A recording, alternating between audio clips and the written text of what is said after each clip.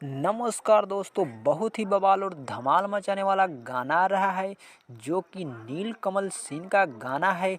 बहुत ही बवाल और धमाल गाना आ रहा है जो कि गाना को गाए हैं नीलकमल सिंह और अनुपमा यादव। ये गाना भोजपुरी लोकगीत होने वाला है।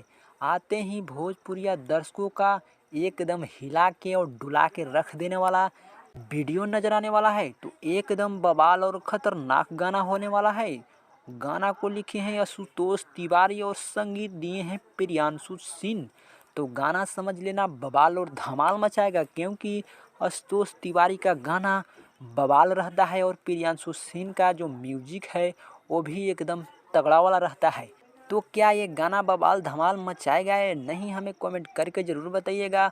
और ये गाना आ रहा है कल सुबह यानी 31 जनवरी को। ये गाना आ रहा है सुबह 7:15 पर वेव म्यूजिक के यूट्यूब चैनल से। तो देखिएगा, बवाल धमाल गाना होने वाला है।